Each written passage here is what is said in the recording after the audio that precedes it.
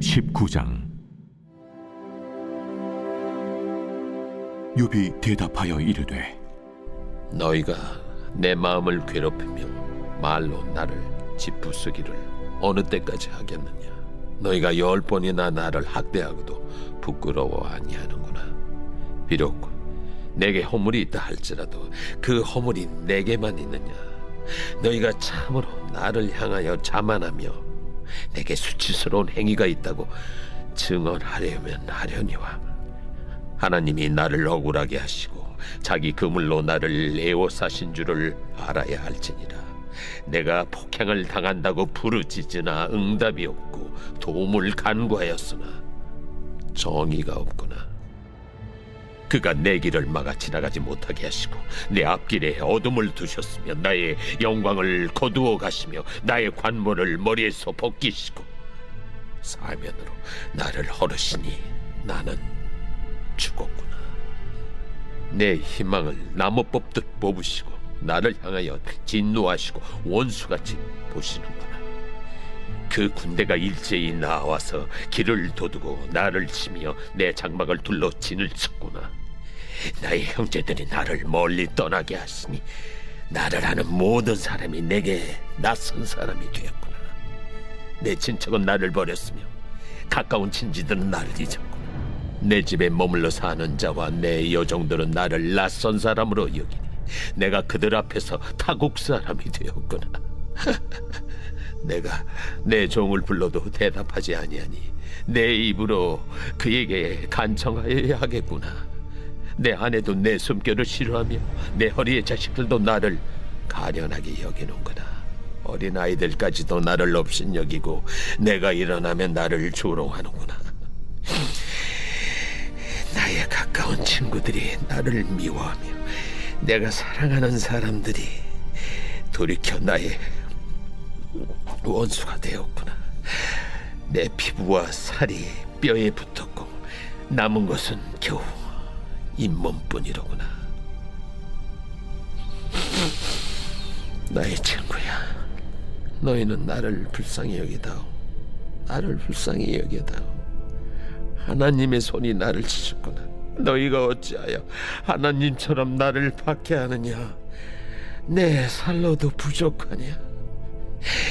나의 말이 곧 기록되었으면, 책에 씌워졌으면, 철필과 납으로 영원히 돌에 새겨졌으면 좋겠노라.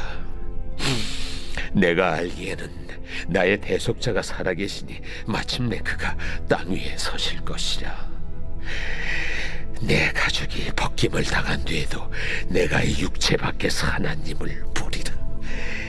내가 그를 보리니 내 눈으로 그를 보기를 낯선 사람처럼 하지 않을 것이라. 내 마음이 초조하구나. 너희가 만일 이르기를 우리가 그를 어떻게 칠까 하며 또 이르기를 이래 뿌리가 그에게 있다 할진대 너희는 칼을 두려워할지니라. 분노는 칼의 형벌을 부르나니 너희가 심판장이 있는 줄을 알게 되리라.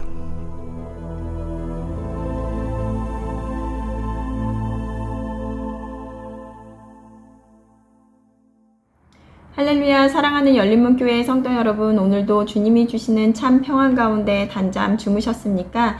2023년 11월 24일 금요일 하나님께서 주신 하루가 시작되었습니다.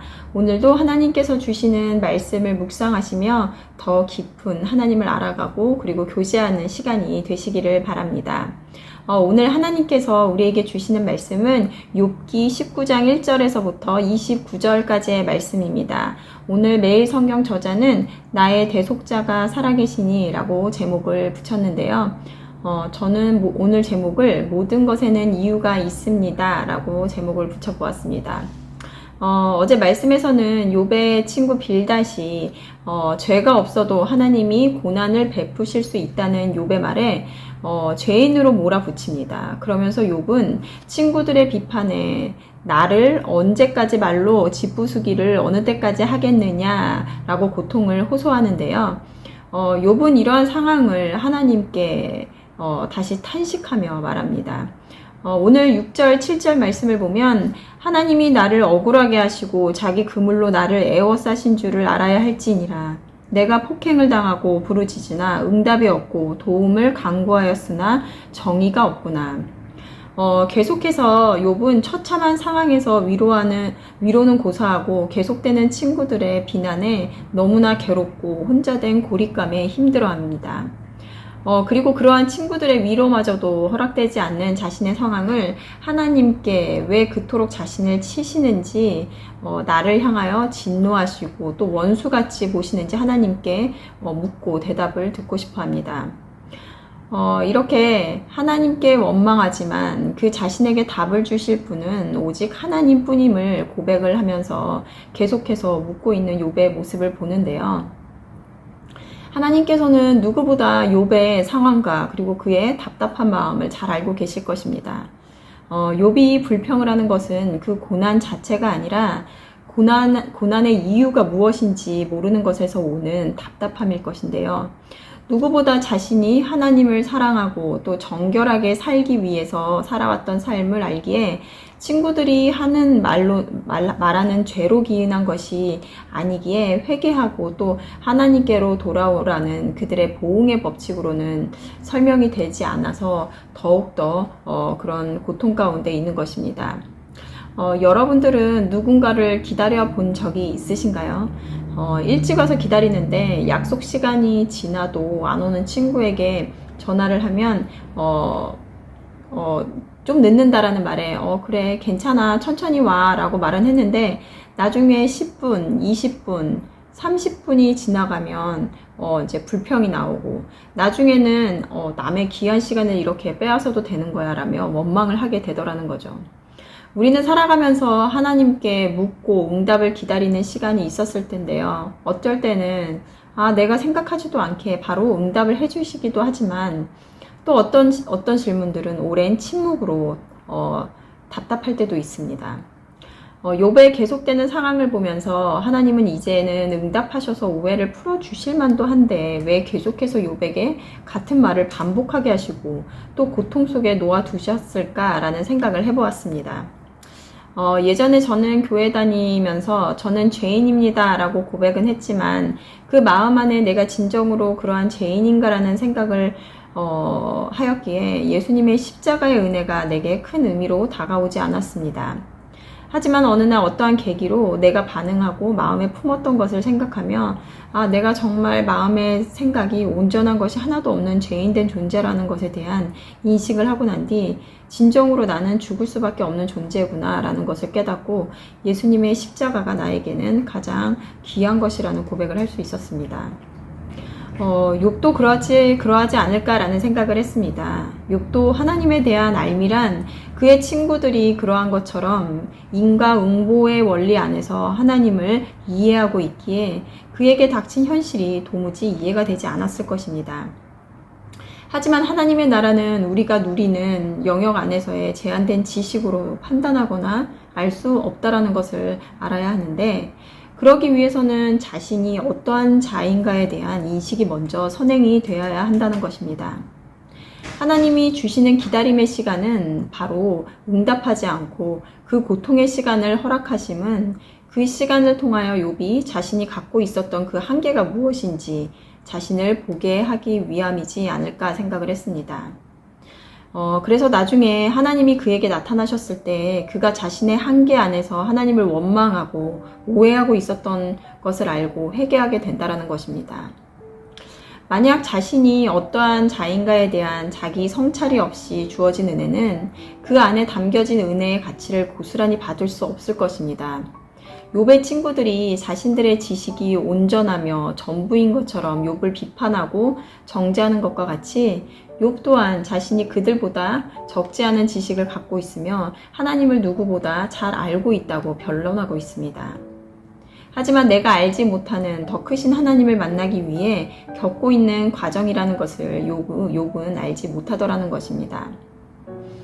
하나님은 언제나 우리에게 말씀하시고 계십니다. 어떨 때는 침묵으로, 그리고 또 어떨 때는 이해할 수 없는 상황으로, 어느 때는 고통의 순간으로 각자에게 필요한 방식으로 말씀을 하고 계십니다. 그리고 그 모든 것은 하나님의 완전하신 뜻을 이루기 위한 응답이라는 것입니다.